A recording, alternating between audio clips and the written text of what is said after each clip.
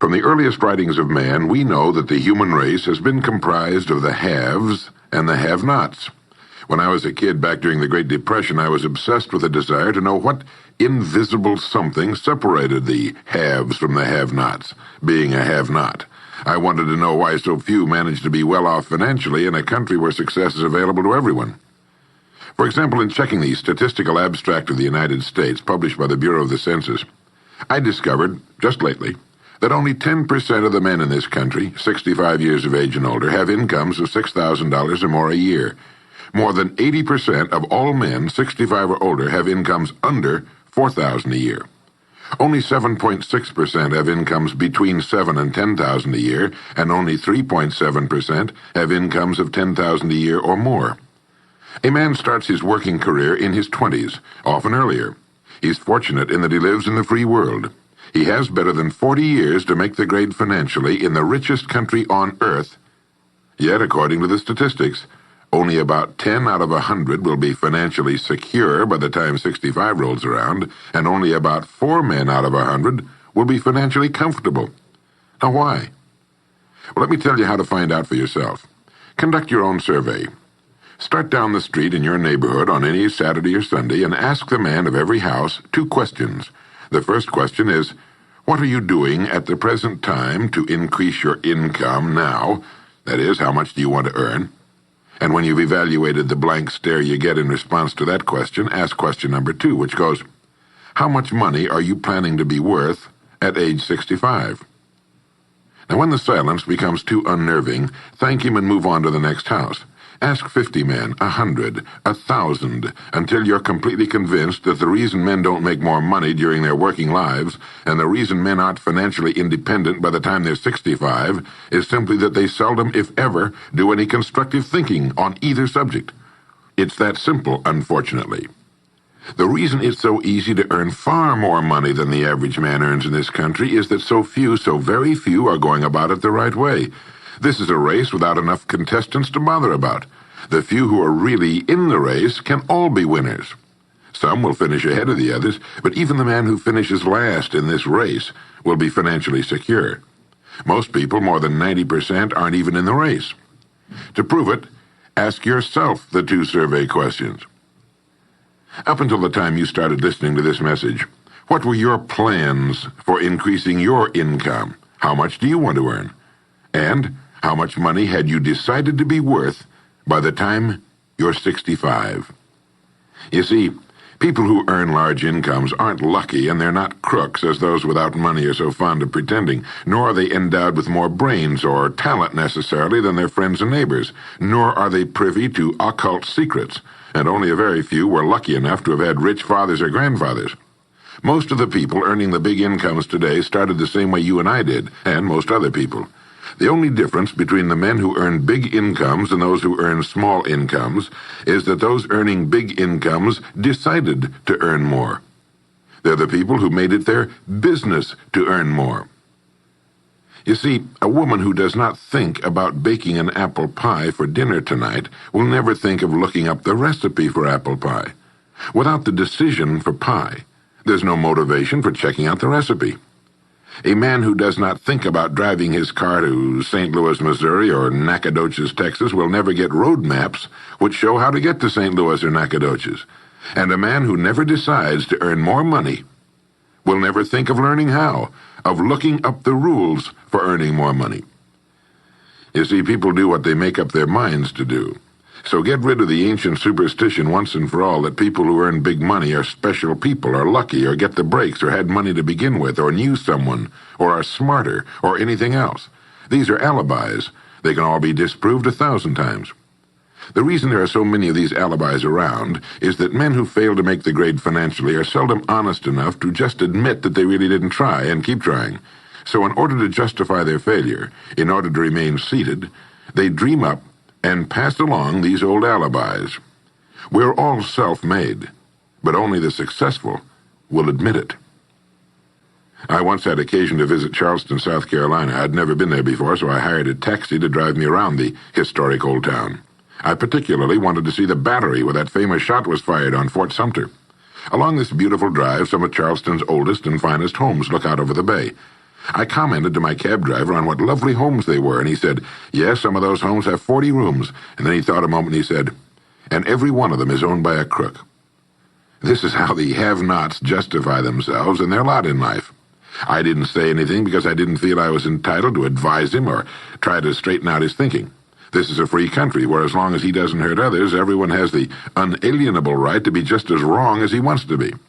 As Thomas R. Lounsbury, the American scholar and educator, put it, we must view with profound respect the infinite capacity of the human mind to resist the inroads of useful knowledge.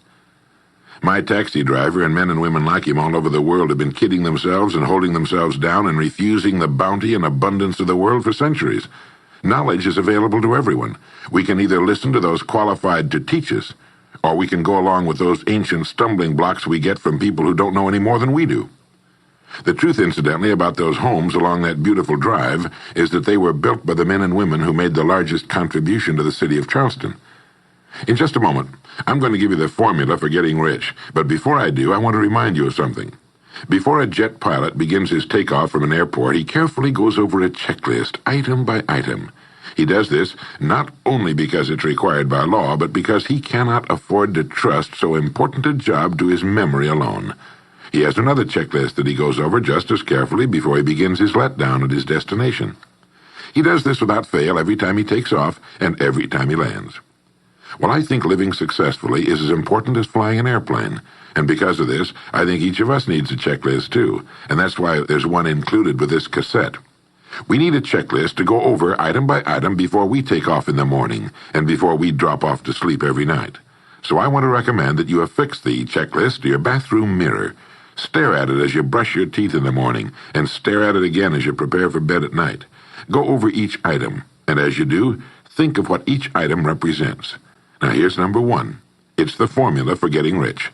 It also explains why you're in your present position, whether you're earning $6,000 a year or $16,000 or $60,000 or $600,000. It applies to every adult, whether he's employed or unemployed. It applies to the richest man and to the poorest, and every person in between. And here it is. Our rewards in life will always be in exact proportion to our contribution, our service. Now that's what the formula means as the first item on your checklist. Memorize it. Our rewards in life will always be in exact proportion to our contribution, our service. Listen to it, think about it until you know it emotionally as well as intellectually. It might give you some slight feeling of superiority to realize that there's probably not another man within a mile of where you live who knows it. You can add it as a question on your survey if you want proof of that. If you want it in another form, here it is as it applies to a man's job. It's the same thing really, the same thing applies, but you can express it differently. The money you're paid by the company you work for will always be in direct ratio to the need for what you do, your ability to do it, and the degree of difficulty involved in replacing you. Maybe you want to write the formula down in both of its forms and think about it until it's as much a part of you as your name. The reason it isn't spelled out on your checklist is because you might not want everyone to know what you're up to. The checklist is valuable only to a person who knows what the words really indicate. All right, you've got the formula. As you think about it, its meaning will become clearer to you. With the formula, there are 2 rules which must be applied to properly use it. This formula, together with the 2 rules, is your recipe or your roadmap to earning all the money you really want. Now let's take a look at item number 2 on your checklist. And I'm serious about your putting this checklist on your mirror. You'll notice it's pressure sensitive. Item number 2, the gold mine. The Pulitzer Prize-winning playwright Archibald MacLeish, in his play The Secret of Freedom, wrote, "The only thing about a man that is a man is his mind. Everything else you can find in a pig or a horse." Strong words, aren't they? But as long as you live, you'll never hear a truer statement. The key to every human being's success lies in his mind, the gold mine between his ears. One idea can make you rich. A lot of good ideas can move you steadily upward in the work you do, and ideas are free. Now just think.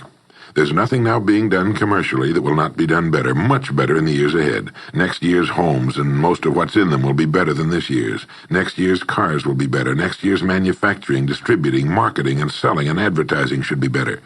Nothing is now being done as well as it must be done in the future, and every innovation, every new improvement will be somebody's brainchild. Now, what's your specialty? How many good ideas have you come up with during the past year? If you continue on as you have in the past, where will you be and what will you be earning, say, a year from now, 5 years from now? Every day of our lives, we walk or drive by more opportunity than we could develop in a lifetime in 50 lifetimes. Back in the 20s, Sinclair Lewis wrote that you can kidnap a man, blindfold him, take him to any city in the country with a couple of notable exceptions, put him in a chair in the downtown area, take off his blindfold, and he could sit there a week and not be able to tell you what town he's in. The streets are all alike. The buildings are all alike. The businesses all look alike. This is still largely true today. The reason for this being that most businessmen in this country are playing a game called follow the follower. If a man goes into business, no matter what line it happens to be, the first thing he does is make certain that his place of business, outside and inside, looks exactly like every other place of business of that type in the country. Do you know why? It's because he's been playing copycat since he was a year old and does it without thinking about it. For the same reason kids dress alike in school. He wants to be one of the gang. He doesn't necessarily examine all the business establishments in his field and pattern his on the one outstanding example, the one that inspires him, the one that he can really believe in. He just does what everybody else in his business is doing, and by this simple process, he guarantees his own mediocrity. Whose drum are you marching to, if indeed you're marching to anyone's, and why? Remember, whatever you now do for a living will be done differently, quite differently a few years from now. Never in the history of mankind have the opportunities for all of us been so great. But the great majority of people will be the beneficiaries of progress, not those who bring it about. Which group are you going to belong to? If you want to be a contributor, not just a beneficiary, here's the first rule. It appears on your checklist as the gold mine. So, think. Think deliberately and with a purpose. Use the gold mine between your ears. Begin by thinking at a special time every day. Back during the Depression, a New York lumber dealer was growing rich while other lumber dealers were going broke. When asked how he did it, he said, "Every evening when I get home, I close myself up in a quiet room, sit in a comfortable chair, and ask myself, how will my business be conducted 10 years from now? Then I try to do it now." Instead of competing with every other lumber dealer, which is what they were doing, he was creating. He was doing the very thing man was designed to do, the very thing man does best. A company growing at the rate of 10% a year will double its size in less than 8 years. But a man can improve his effectiveness 50%, or 100% a year, or more. The experts tell us that every one of us has within him deep reservoirs of ability, even genius, that he habitually fails to use. Well, let's begin now to reach into these deep, rich areas of pure net profit and use more of our real abilities. Let's think. Here's the best way I've found to make yourself think. Start getting up a little earlier than you're accustomed to.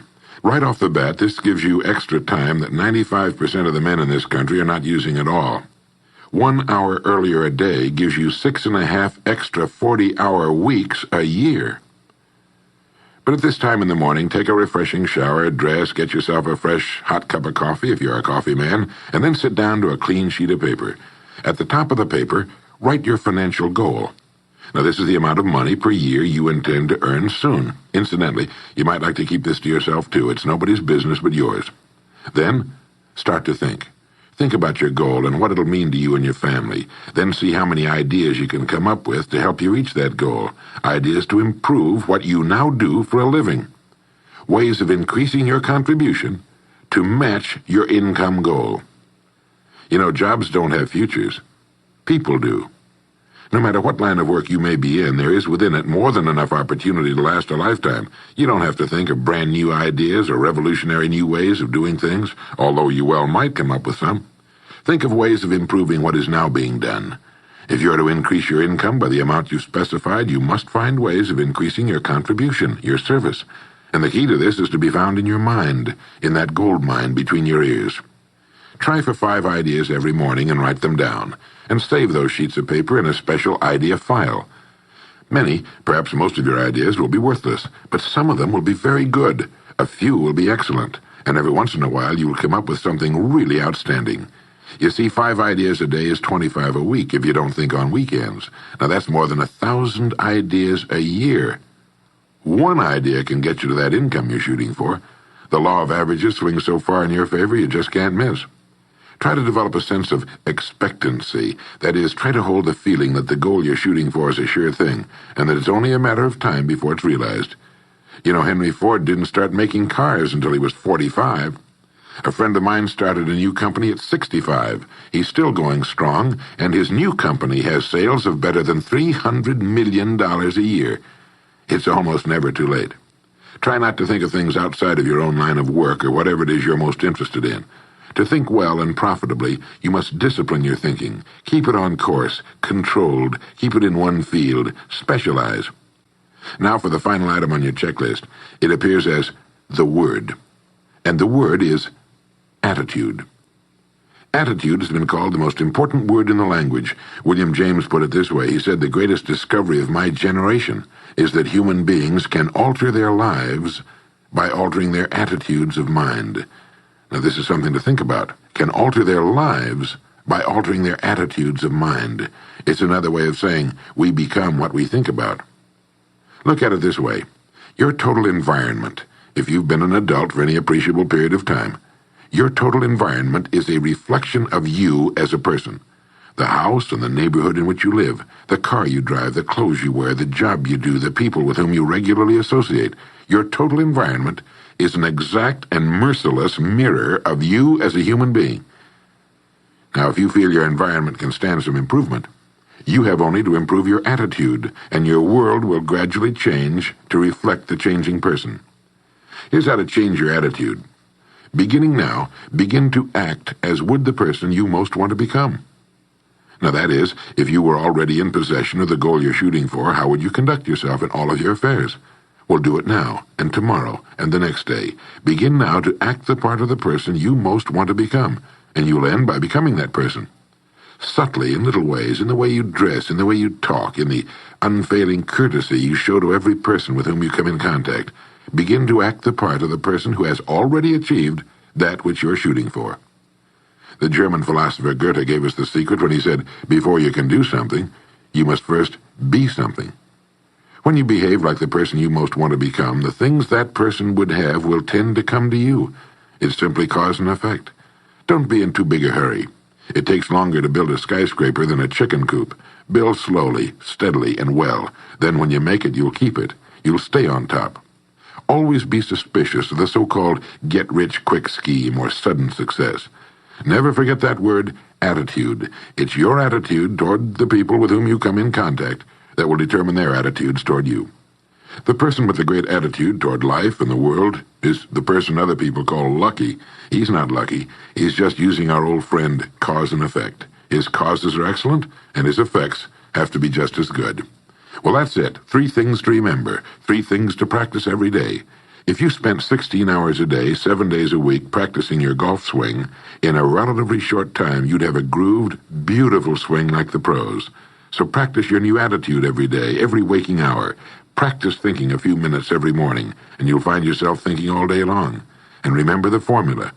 Our rewards in life will always be in exact proportion to our contribution, our service. Go over the ideas in this message every day until they're as much a part of you as your name and your temporary address.